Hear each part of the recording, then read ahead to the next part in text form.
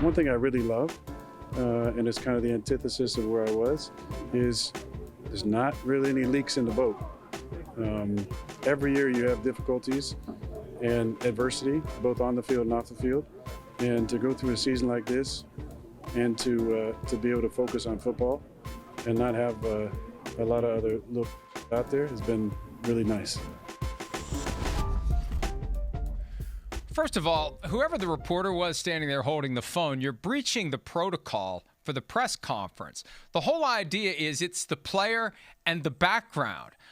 That's a new thing for me, that they're actually crowding around next to the player holding up the phone. Like, I don't know, maybe there was a big crowd there, maybe it was a confined space, but the whole idea is to create the impression that, you know, it's this imposing event with the, and you're getting in the way of the ads. You're getting in the way of the PNC ad. She's got to work for the team. Well, Look at that. Okay, then. She's got the logo there. You're right. Yeah. There's the logo on the shirt. There's the logo. Yeah. But, you know, a lot of the reporters act like they work for the team, too, frankly. But I digress. But you know what? But before you digress, can I say, just now that you mentioned this, I didn't think of it. You brought up the Steelers, Pittsburgh, and reporting. It's too bad. The Pittsburgh Post-Gazette. Do you hear this story? The Pittsburgh Post-Gazette is going to cease operations in May. So we're going to miss these reporters. I hope somebody in the community swoops in and saves the Post-Gazette. That's just a shame. There's been some great reporters, some great beat writers covering the Steelers. Ed Bouchette used to work there, now at The Athletic. A lot of other people. So I hope the Post-Gazette is saved so we can get these commentaries, these good reporting on Aaron Rodgers and the Steelers. Yeah, because otherwise you're going to get whatever Steelers.com chooses to put on its website, digital channels, wherever, however, including, as I learned last month, press conferences that are presented as the complete press conference, but aren't the complete press conference. Okay, Aaron Rodgers is talking about the Jets, and one of his complaints with the Jets was the constant leaking. It came up in the 2023 season while Aaron Rodgers was rehabbing his torn Achilles tendon, but was still hovering over the team. And will he or won't he come back? And he should have just gone away and let the team be the team. But he chimed in on what he called a chicken bleep operation. I'm on my best behavior now that I've done this thing where it's like, holy crap, the show actually does go out to the world. And I don't want, you don't want to. The kid's going to learn sometime, but he doesn't have to learn today. Chicken bleep operation, that's what he said. And one of the reasons that there isn't a lot of noise, and I don't expect him to admit this, he did what he needed to do this year by stopping doing the McAfee show. That is the smartest move he has made in years, because he would go on there. He was able to say whatever he wanted. It was the safe space where there was no pushback, and he got so comfortable, he would say things that would create issues. It gets back to what we were talking about with, the Stephen Ross effect. No one's going to push back. No one's going to hold you accountable. And then you say what you say, and then there's a storm that emerges afterward, and you get resentful about it. That was a toxic cycle for him. So the fact that he's only talking to the media once during the week and after every game, and he's not in this setting where he gets really comfortable and says things he shouldn't say, that's one of the reasons why it isn't a three-ring circus like it was for him with the Jets. But yeah, the Steelers are more buttoned up. Hell, any team is more buttoned up than the Jets. That's just the way it is. So that's one of the reasons why there's been some stability and focus only on football in Pittsburgh. And it's one of the reasons why he may come back next year. If Tomlin comes back next year, and I don't currently think he'll leave. I think when it's all said and done, he's going to find a way to fire up the engine again and be ready to attack 2026. Coach is coach. That's what they do, and the Steelers aren't going to fire him. If Tomlin's back, I think there's a very good chance Rodgers will be back.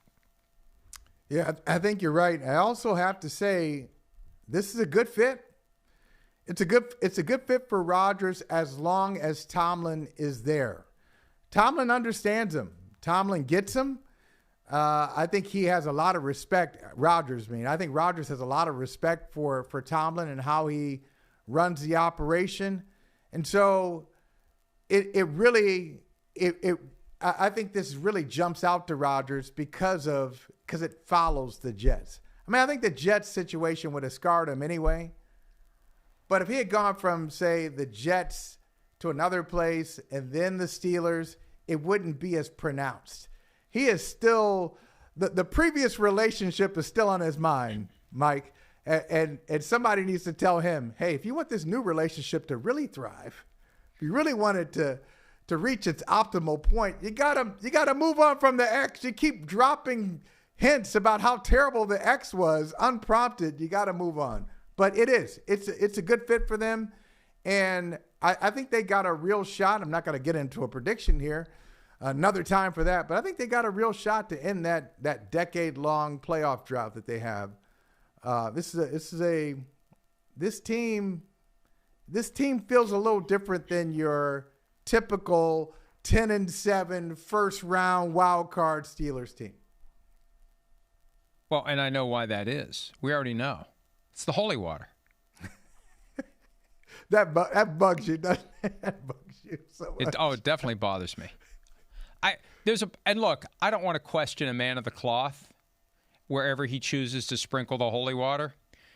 There is a point where it becomes sacrilegious to use holy water for something like that. Don't get me started. You got me started. I got me started. I just think that the whole church and state thing, I think the whole church and state thing should apply to church and sport as well. Because God doesn't hate the other team. God isn't rooting. God isn't casting down a hand to determine the flight and the bouncing of the oblong ball. And God definitely isn't watching through the hole in the roof. I can guarantee you all those things. Okay.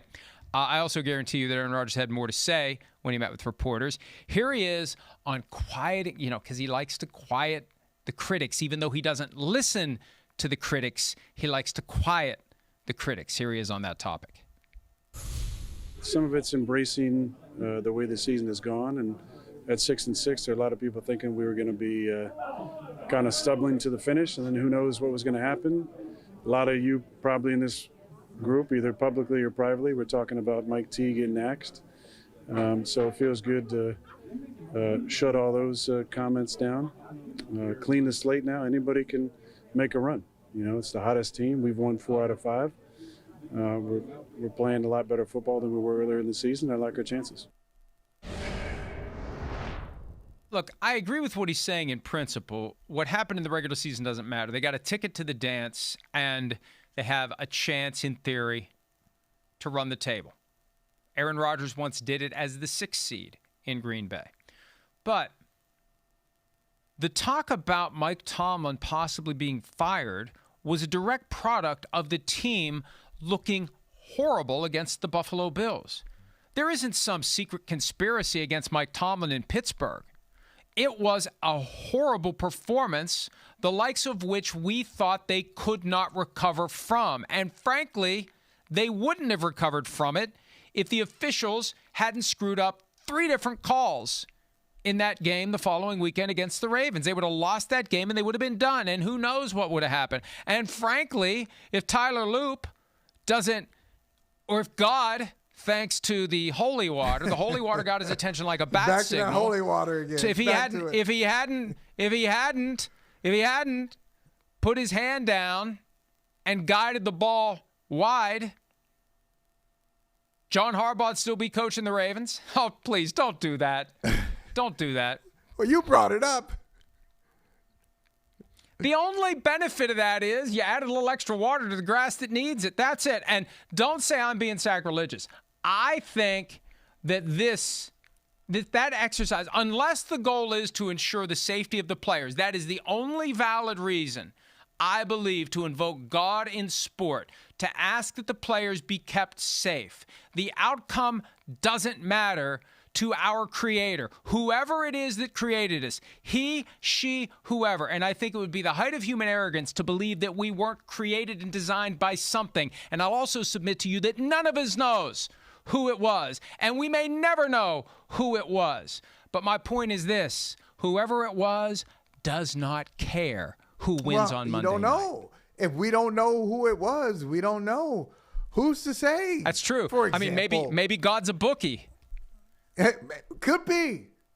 Maybe God's an Ohio State Buckeyes fan. I don't know. The crown is yours. The universe is mine. That would be a good T-shirt. The crown is yours. The universe is mine. That's right.